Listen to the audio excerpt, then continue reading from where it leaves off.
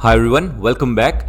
काफ़ी समय से हम देख रहे हैं कि पीएसयू और पीएसयू से रिलेटेड कोई भी एक आईपीओ अभी आया नहीं मार्केट में, और जब जब आया है हमें बहुत अच्छे खासे रिटर्न्स देखे गए हैं।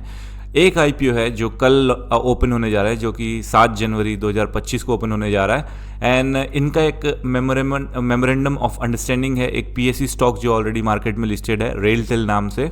उनको ये कवर सिस्टम में असिस्टेंस प्रोवाइड करेंगे और अपनी टेक्नोलॉजी प्रोवाइड करेंगे। तो जो कवर सिस्टम है ब्रीफली समझा देता हूँ आपको।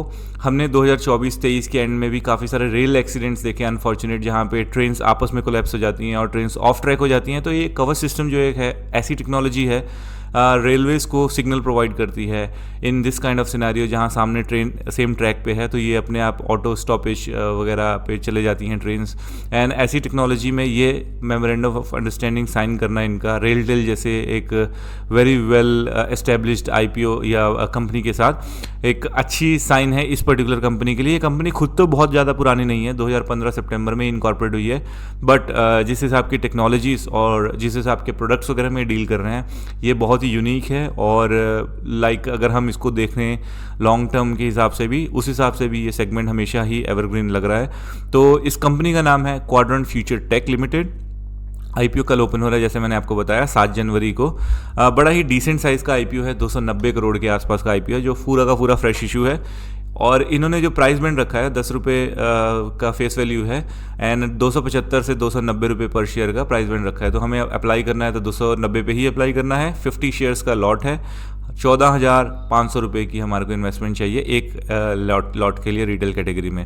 तो जैसे मैं आपको पहले ही बता चुका हूँ कि कंपनी करती क्या है, तो मैं एक बार आपको फिर भी ब्रीफली बता देता हूँ। Company innovation and technology development of automatic train protection system. जैसे मैंने कहा कि बहुत सारे अनफॉर्चुनेट इवेंट्स हुए हैं, तो अभी रेलवेज तो डेफिनेटली अपना R&D में लगे हुए हैं कि इन इवेंट्स को इन फ्यूचर कैसे रोका जाए। तो ये उसमें असिस्टेंस प्रोवाइड करेगी, तो आगे भी इनका जो फ्यूचर है वो बहुत ब्राइट लग रहा है। And memorandum of understanding with RailTel to pursue Kavach opportunities in Indian railways and other countries railways. तो ना सिर्फ इंडिया में बल्कि दूसरी कंट्रीज में भी असिस्टेंस प्रोवाइड करेंगे कवच सिस्टम की जैसी टेक्नोलॉजीज में। In house design and product development capabilities powering our rail signal products and solutions. तो सिग्नलिंग वगैरह और सॉल्यूशंस वगैरह में प्रोवाइड करेंगे। तो मोटा मोटी रेलवेज के साथ तो काफ़ी अच्छे से जुड़े हुए हैं।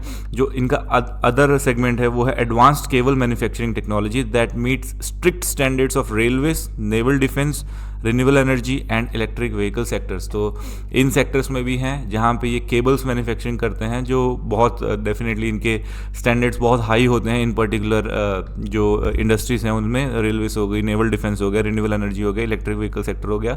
तो उस स्टैंडर्ड की केबल मैन्युफैक्चरिंग टेक्नोलॉजी प्रोवाइड करते हैं, which is very good. Advance manufacturing facilities with a diverse range of power and control cable with focus on innovation and cost competitiveness. ठीक है, ये कंपनी जो सेगमेंट और सेक्टर है मुझे तो बहुत ही अच्छा लग रहा है। अगर मैं लॉन्ग टर्म की भी बात करूं तो मैं कंफर्टेबल फील करूंगा ऐसे स्टॉक को अपने पोर्टफोलियो में रखने के लिए। बट एक बार मैं आपको गो थ्रू कर लेता हूं इनकी बैलेंस शीट पे, एंड डिसीजन मैं आपको पहले बता देता हूं अप्लाई करना है इस पर्टिकुलर आईपीओ के लिए। आई अंडरस्टैंड मार्केट सेंटिमेंट्स बहुत नेगेटिव हैं। जो अभी रिसेंटली HMPV वायरस आया है उसके 2 केसेस इंडिया में भी ट्रेस हुए हैं, बेंगलोर में। देखिए मार्केट अनप्रेडिक्टेबल है, बट अगर ये सब कुछ सही रहता है तो हम इस आईपीओ में अप्लाई करके लिस्टिंग गेन्स बना सकते हैं।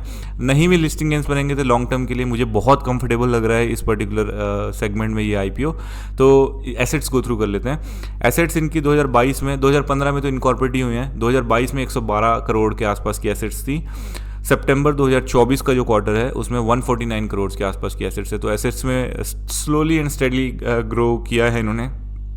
रेवेन्यूज़ 104 करोड़ के थे 2022 में, 152 करोड़ के 2023 में, 151 करोड़ के आसपास, लाइक 1.5 करोड़ के आसपास कम हुआ, 151 करोड़ 82 लाख के 2024 में, 65 करोड़ के इन्होंने सितंबर 2024 तक डिक्लेयर किए हैं अपने revenues. Profit after tax 1.94 crore का 2022 में, 13.9 करोड़ का 2023 में, 14.71 करोड़ का 2024 में, नेगेटिव 12 करोड़ का है सितंबर 2024 में।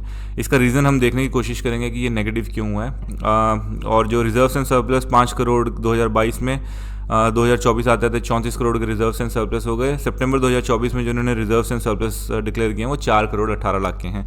बोरोविंग्स थोड़ी सी कंसर्निंग है, 80 करोड़ की थी 2022 में, 74 करोड़ की हुई 2023 में जो कम हुई, 81 करोड़ 2024 में, सितंबर 2024 तक 98 करोड़ के आसपास की बोरोविंग्स है। तो रिजर्व्स एंड सरप्लस के मुकाबले बोरोविंग्स थोड़ी हाई हैं। कंपनी का मार्केट कैपिटलाइजेशन है 1160 करोड़ का। ROE इन्होंने दी है 33.41% की, वेरी हेल्दी।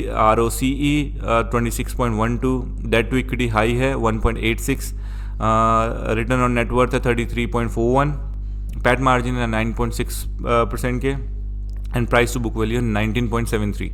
ओके, डेफिनेटली सब कुछ तो अच्छा लग रहा है नंबर्स वगैरह में, बोरोविंग्स को छोड़ के। तो कंपनी IPO लेके क्यों आ रही है, इनका क्या कहना है? Funding long term working capital requirement of the company. तो वर्किंग कैपिटल, अगर इनको एक्सपेंशन चाहिए तो वर्किंग कैपिटल रिक्वायरमेंट्स को फंड करने के लिए IPO लेके आ रहे हैं। Capital expenditure for the development of electronic interlocking system, तो कोई नए सेगमेंट में भी जा रहे हैं, development of electronic interlocking system, उसके लिए भी फंड करेंगे। प्री पेमेंट और रीपेमेंट ऑफ ऑल और portion of outstanding working capital term loan availed by the company, तो बोरोविंग्स कम करने की भी इंटेंशन है, which is very good, and general corporate purposes. तो सब कुछ सही लग रहा है। मैं तो डेफिनेटली अप्लाई करने का फेवर में हूँ इसके, और मैं करूँगा भी मल्टीपल डीमैट अकाउंट से। और आज का ग्रे मार्केट प्रीमियम मैं बता देता हूँ, डेफिनेटली आज के सेंटीमेंट्स के कारण इफेक्ट हुआ है। कल जब मैंने इसका ग्रे मार्केट प्रीमियम चेक किया था तो 62% के आसपास था, जो आज 4% नीचे जाके 58% के आसपास के लिस्टिंग शो कर रहा है। तो जैसे मैंने कहा कि अप्लाई हम कर सकते हैं, लॉन्ग टर्म होल्ड करने के लिए भी मैं कंफर्टेबल हूँ इस पर्टिकुलर में, अगर मुझे इसकी अलॉटमेंट्स मिलती है। शेयर मार्केट अभी जो न्यूज़ आई है उसको एब्जॉर्ब करने में लगा हुआ है, जितनी जल्दी एब्जॉर्ब होगी उतनी जल्दी मार्केट में रिकवरी हमें देखने को मिलेगी। अगर और कोई मेजर इवेंट नहीं होता है तो मार्केट सेंटिमेंट ड्रिवन ही है, तो डेफिनेटली जब तक ये न्यूज़ एब्जॉर्ब नहीं होगी तब तक मार्केट में हमें रिबाउंस नहीं देखने मिलेगा। बट मैं इसमें इसलिए भी अप्लाई कर रहा हूँ क्योंकि मुझे लॉन्ग टर्म के हिसाब से सही लग रहा है, वैल्यूशन वगैरह भी सही लग रही है। तो डेफिनेटली अगर आप भी अप्लाई करना चाहते हैं तो you can consider applying for this share. This is me Parv Singh signing off. God bless you all.